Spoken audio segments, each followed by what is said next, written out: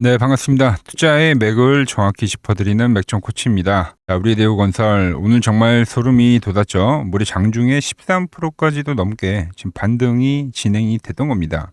그 반등하는 그 위치가 저는 정말 소름이 돋았다는 거죠. 제가 어제 이 대우건설 여러분들한테 뭐라 말씀드렸냐면, 자, 기다리는 이 맥점에 왔다. 이 조정을 좀 잘 피하셨다면 우리는 이제 이 구간에서는 매수를 해보자. 특히 어제 십자봉이 떠줬는데 이건 이제 좀 더 확실한 신호가 될 거다라고 말씀을 드렸던 거죠. 자, 제가 얼마나 정확하게 예측을 했는지 어제 영상 짧게 보고 오자고요. 또 저점을 낮춘 자리에서 십자봉이기 때문에, 그러니까 하방 경직에 대한 좀 가능성을 좀 크게 더 보는 거죠. 또 이런 양봉이 뜨는 거를 좀 기대를 하고 있다라는 겁니다. 그런데 이 십자봉이 어디 떴어요? 제가 보는 이 맥점 차트 안에서 떴잖아요.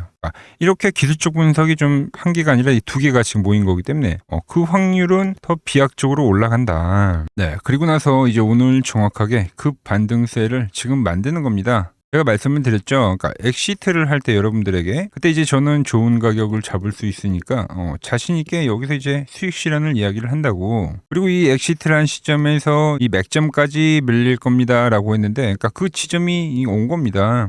맥점은 이렇게 매수를 하자마자 좀 이렇게 빠르게 수익이 낮은 자리, 그러니까 이런 자리를 우리는 이제 맥점이라고 하는 거죠. 어제 이제 문자를 받으신 분들 이제 계좌에 빨간불이 들어오고 계실 건데 이제 수익 진심으로 축하드린다는 말씀 먼저 드리고요. 자, 그럼 이 대우건설 오늘의 양봉이 또 끝이냐? 그건 아니라는 겁니다. 이렇게 이제 정확하게 반등이 나온 이유가 뭘까? 네, 세력들은 좀 더 큰 그림을 지금 그리고 있다 보고 있는 거예요. 그래서 오늘 영상에서는 우리가 이 현재 구간에서는 또 어디서 매도를 해야 될지, 앞으로는 어떤 흐름으로 진행이 될지 오늘 시간에 자세하게 말씀드리도록 하겠습니다. 본격적인 설명에 앞서서 오늘 영상의 시청률도 아래 좋아요 한 번씩 부탁드리고요. 우리 현재 대우건설 보유하고 계신 분들은 댓글창에 보유라고 한 번씩 남겨주세요. 얼마나 많은 분들이 지금 이 대우건설에 집중하고 계신지 제가 확인을 해야 저도 그만큼 더 정성과 시간을 쏟아서 앞으로 더 디테일한 대응 시나리오 짜드릴 수 있는 거니까 지금 바로 좋아요 댓글 한 번씩 달아주시면 정말 감사하겠습니다. 자, 빠르게 설명 이어가서 제 영상 이제 처음 보신 분들도 계실 건데 오늘은 좀 하나하나 짚어볼 필요가 있습니다. 우리가 이 앞에 이 흐름들을 좀 이해를 해야지 이 앞으로 미래에 진행이 될 이 파동에 대해서도 좀 이야기를 할 수 있는 건데, 그래서 좀 설명을 해드리면 이 대우건설은요, 제가 이 3월 26일에 15,900원일 때 있죠. 이때 이제 우리는 1차 매수를 해가야 된다. 그러니까 매수를 해가야 된다는 매수 이야기를 했습니다. 그게 이제 이 음봉 매집이라고 표현을 했던 이 구간입니다, 여러분들.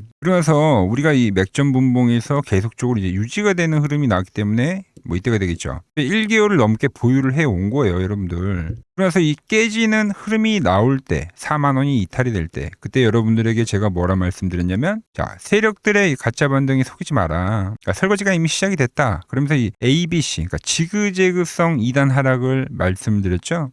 그리고 나서 제가 여러분들에게 말씀드린 거는 바로 이 맥점을 좀 기다리겠다는 거였어요. 그래서 이제 어제 왔기 때문에 제가 매집을 해간다고 여러분들에게 이야기를 한 겁니다, 여러분들. 자, 그러면서 여러분들에게 뭐 DLENC, 뭐 GS건설 얘네들의 반등까지도 전부 다 제가 말씀드렸죠. 다 같이 반등이 나오더라고요. 저는 지금부터는 이제 이 하락이 이제 ABC가 진행이 됐고, ABC가 아니지, 이렇게 지그재그로 나왔으니까, 그죠? 지그재그성이 하락이 다 진행이 됐고, 여기서부터는 다시 한번 추세의 가능성, 추세의 시작의 가능성을 지금 이야기를 하는 겁니다. 제가 이 조정을 처음 이야기할 때부터도 말을 했던 거는 이 다음 파동이 존재한다. 그래서 이 눌림목에 정말 우리가 집중을 해야 된다라고 한 건데, 그 다음 파동에 대한 이야기를 이제 오늘 해드린다는 거죠.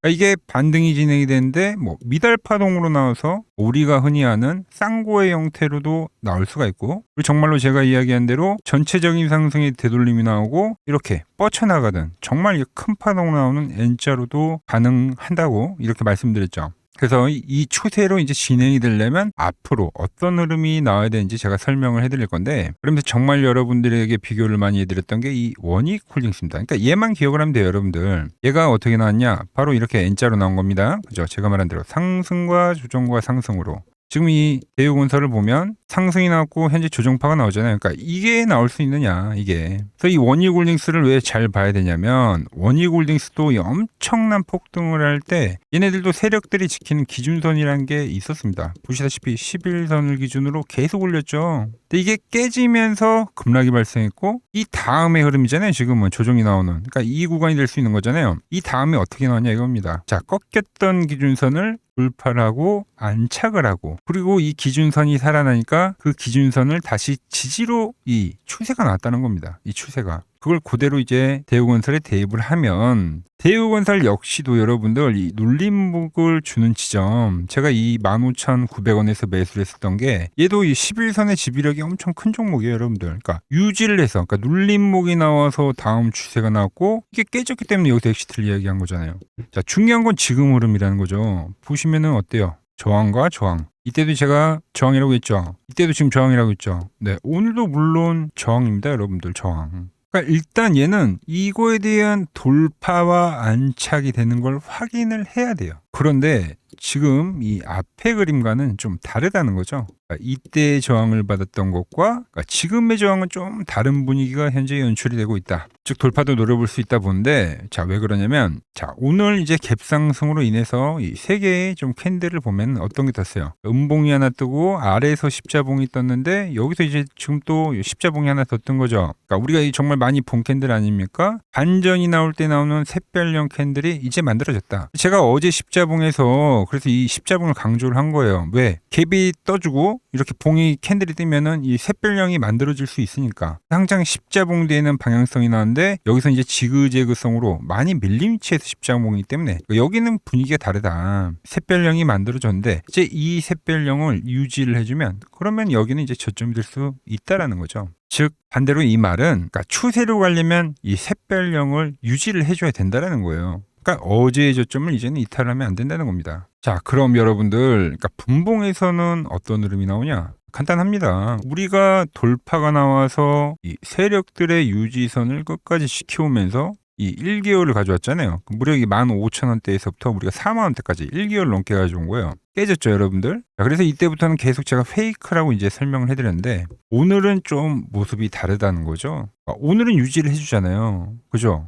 제가 말씀드렸죠. 추세로 가는 그 첫걸음은 이제 돌파와 안착입니다. 안착. 그러니까 유지가 되면은 다시 한번 또 치고 갈 수 있는 힘이 있다고 보는 거예요. 그러니까 지금 이게 기준이라고 보는 겁니다. 저점을 깨지 않은 상태에서 안착에 대한 작업을 해줘야 된다. 자, 제가 원희골딩스 비교를 해드렸죠. 그러니까 얘도 한번 보자고 여러분들. 자, 보시면 이렇게 이제 타고 가던 주가가 어떻게 됩니까? 깨지는 라인이 발생하면서 조정이라는 게 발생했어요. 이 조정 구간을 확대를 해서 보면 이렇게 촘촘하게 계속 저항을 받다가 지금과 같은 이렇게 돌파에 대한 시그널. 그리고 나서 뭐가 나왔습니까? 안착 작업을 하고 물론 이탈들은 발생했습니다. 그죠? 이탈들은 발생했어요. 잔 흔들림이 있었지만 말한 대로 저점에 대한 이탈이 발생이 되진 않았죠. 여기서 이 역헤드 숄더를 만들어주고 나서 그리고 나서 이렇게 타고 가면서 다음 이 파동이 진행이 된 겁니다. 여러분들. 이 다음 파동이.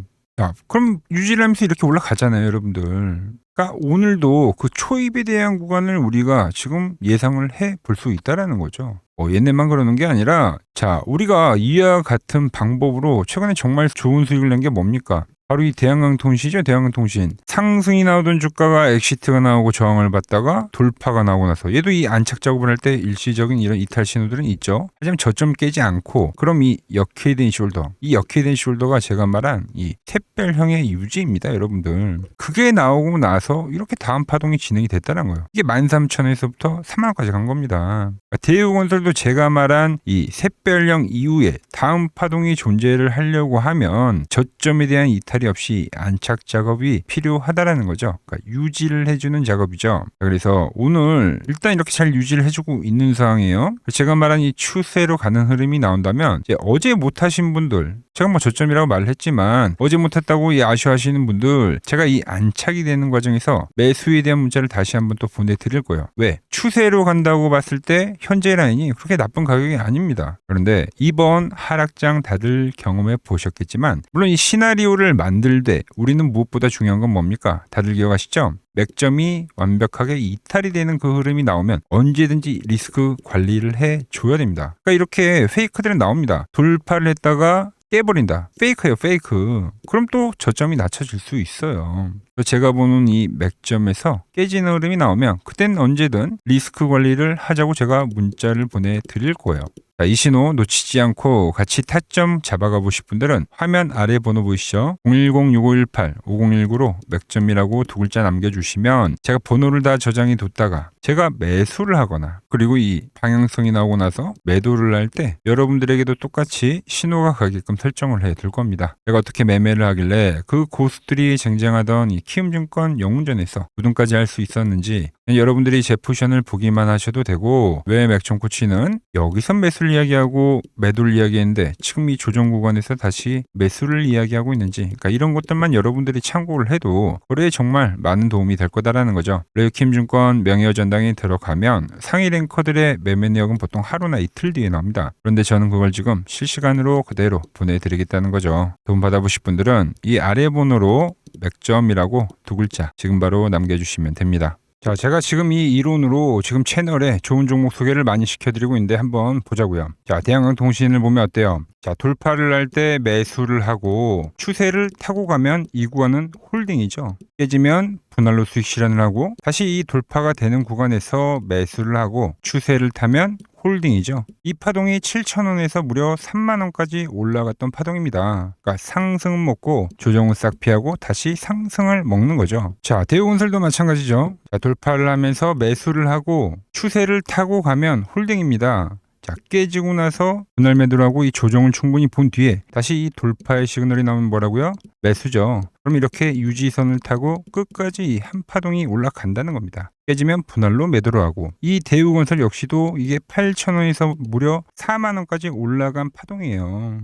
상승과 조정과 상승의 파동을 정확히 이 맥점 분봉에서 보여준다라는 거죠. 자, 정말 재밌는 거는 제가 이 16만 원일 때 30만 원이 간다고 올려드렸던 이 삼성전자도, 이게 시총이 적은 종목이 아니잖아요. 무려 1,700조가 되는 종목도 보시다시피 돌파에 대한 흐름이 나오면 이 추세를 유지를 하고 정말로 30만 원에 온 겁니다, 여러분들. 이게 16만 원일 때 제가 영상을 올려드리면서 말씀드린 거예요. 자, 정말 아쉬운 거는 제가 이 3개월 전에 대한전선을 잡아드릴 때 그때 이 가온전선도 제가 같이 잡아드렸는데, 맥점 차트 이 세력 매집 종목이라고 해서, 자, 맥점 코치 가온전선이라고 치면 다 나오죠. 자, 대한전선 이런 건 조회수가 잘 나오는데 또 이렇게 가온전선 또 죽어버리더라고요. 근데 이 가온전선이 제일 폭등한 거예요. 자, 보시면은 제가 보는 이 맥점 차트에서 밴드에 대한 이탈이 단 한 번도 없이 유지를 하면서 폭등을 하다가 이게 얼마까지 갔습니까? 자, 이게 바로 이 60만 원까지 간 겁니다. 자, 10만 원도 안 됐던 이 밴드 라인에서 이게 60만 원까지 폭등을 하는 거예요. 그러니까 이런 것도 제가 다 문자를 보내드린다는 겁니다. 영상 확인해 보시면 아시겠지만, 자, 한미반도체, 제주반도체 전부 다 이 맥점 밴드 하단 라인에서 전부 다 제가 짚어드린 겁니다. 밴드를 타고 가는데 이런 종목들을 왜 파냐 이거죠. 자, 여전히 수많은 종목들이 이 맥점 밴드를 유지를 하면서 상승하는 종목이 많다는 겁니다. 자, 그리고 최근 부쩍이나 이 맥점 차트가 뭐냐고 물어보시는 분들이 많습니다. 자, 원리는 심플합니다. 자, 세력들은 은밀하게 이렇게 물량을 모아가는 매집 구간이 반드시 있습니다. 제 차트는 그 눈에 보이지 않는 매집 구간을 누구나 눈에 볼 수 있게 이렇게 직관적으로 색깔로 표시를 해놓은 거죠. 자, 그런데 아무리 차트가 좋아도 이 실전에서 통하지 않는다면 아무 소용이 없겠죠. 그래서 제가 이 맥점 차트를 들고 이 실전 투자 대회를 나갔습니다. 자, 국내에서는 가장 큰 대회죠. 그것도 상위권 수익을 꾸준히 낸 사람만 참여 가능한 이 키움증권 영웅전에 나갔습니다. 자, 1년에 한 번 열리고요. 제가 만든 차트로 전체 9등을 했습니다. 자, 맥점코치라고 이렇게 이름이 적혀 있고, 그리고 직인도 찍혀 있고, 자, 2023 키움 영웅 결정전 전체 9등. 자, 솜뭉치. 예, 솜뭉치는 제가 키우는 강아지 이름입니다. 솜이뭉치. 참 귀엽죠? 자, 혹시나 이래도 의심을 하시는 분들 계실까봐, 그래서 제가 지금 바로 이 키움증권 사이트에 들어가서 명예전당에 들어가 보겠습니다. 자, 보시면 2023년도 1천 대회. 보이시죠? 조작할 수 없는 이 실제 키움증권 서버 화면이고, 이 쟁쟁한 이 고수들 사이에서 당당하게 이 맥점 차트로 구위를 했다. 그러니까 쉽게 말해서 이 맥점 차트는 이 실전 투자에서 이미 검증을 마친 차트라는 뜻입니다. 자, 이 차트를 대입해서 현재 많은 분들과 함께 수익을 만들어가고 있다는 거죠. 함께 하실 분들은 항상 열려 있으니까 이 아래의 번호로 맥점이라고 보내주시면 내일부터 당장 제 문자 종목들 받아보실 수 있는 겁니다. 자, 마지막으로 시장 이야기를 더 해드리면은 지금 주식시장 보면은 엄청나게 이제 과열이 왔다 보니까 이제 끝물이 아닌가 불안하신 분들이 상당히 많더라고요. 최근에 주변에 뭐 돈을 다 잃었다는 소리는 들리고 시장 역시도 상당한 이 변동성을 보이면서 지금 올라보다 보니까 다 팔고 도망쳐야 되나 고민이 되실 겁니다. 자, 결론부터 제가 좀 말씀드리면, 자, 물론 2000포인트에서부터 8000포인트 적게 오른 건 아닙니다. 즉 시장이 과열이 맞긴 맞다는 거죠. 하지만 이 8000포인트가 진짜 꼭지는 아니라는 겁니다. 자, 지금과 똑같은 시장이 이제 86년도 그리고 이 2000년도에 한번 있었습니다. 86년도는 산업혁명이었고요. 2000년도는 여러분들이 다 아는 이 IT 버블이었죠. 그런데 전 지금 시장은 이 86년도와 가깝다 이렇게 보고 있는 겁니다. 이 86년도 시장을 돌아보면 이때는 이제 전자화 시대의 시작이었습니다. 그러면서 어떤 종목들이 갔냐면 지금과 같은 이 기술주들이 엄청나게 가고 그 뒤에 이 인프라 쪽 건설, 철강, 뭐 조선 이런 쪽이 엄청나게 갔죠. 그리고 당연히 저금리 구간이었기 때문에 은행주도 갔고 그 뒤에는 증시도 엄청나게 상승하니까 증권도 오르더라는 겁니다. 그리고 이때가 뭐였죠? 이 3조 호황기였죠. 뭐 저금리, 저유가, 뭐 저달러. 자, 여기서 이제 딱 무릎을 치게 하는 거죠. 뭐 트럼프 때문에 저유가와 저달러, 거기에 이 저금리까지. 그리고 잘 보세요. 지금 이 26년도 시장은 뭐냐면 86년도에는 전자화 시대였다고 하면 지금 이 대 AI 시대죠. 주제는 바뀌었지만 그 흐름은 같다는 겁니다. 그러면서 지금 이 기술주들 가고 있고, 그래서 제가 올해는 뭐 인프라 쪽을 계속 이야기를 하는 거고, 은행 같은 경우는 지금 계속 점진적으로 계속 상승을 하고 있잖아요. 조용히. 그런데 이 86년도 시장이 상승세가 이 5년을 갔습니다. 5년을. 그런데 우리나라 지수 지금 어때요? 이제 고작 1년 좀 넘게 상승을 해주고 있는 거죠. 물론 이 안에 이 조정에 대한 시간도 분명히 있었습니다. 뭐 몇 개월씩 나오긴 했죠. 뭐 지루한 엄청난 횡보를 하던가. 하지만 엄청나게 장기간 동안 대세 상승을 보여주더라는 거죠. 자, 그리고 지금 우리나라에서 진행하는 게 이 밸류업 프로그램이죠. 최근 이제 일본이 이 밸류업 프로그램을 하고 나서 지수가 이 5배가 뻥튀기가 됐습니다. 우리나라는 이제 뭐 2000포인트에서 이제 4000포인트 좀 넘어가는 거기 때문에 뭐 2배, 뭐 2배 정도 상승을 한 거죠. 그런데 지금 이 정부가 이 밸류업 프로그램을 하면서 목표하는 게 뭐냐? 바로 이 6월 달에 있는 이 MSCI 이 선진국 지수 편입을 하기 위해서죠. 그래서 최근 나온 뉴스가 24시간 거래가 된다. 뭐 외환시장도 개방을 하고, 그리고 상법 개정안 같은 경우도 지금 1단계, 2단계, 뭐 3단계 단계별로 계속 진행을 하고 있고, 이 모든 게 왜? 바로 이 선진국 지수에 편입을 하기 위해서입니다. 이게 이제 6월 달에 발표가 있으니까 거기에 맞게 정부가 움직임을 보이고 있다는 겁니다. 자, 연봉을 보시면 이 AI 버블은 이제 고작 3년 정도 지났을 뿐입니다. 즉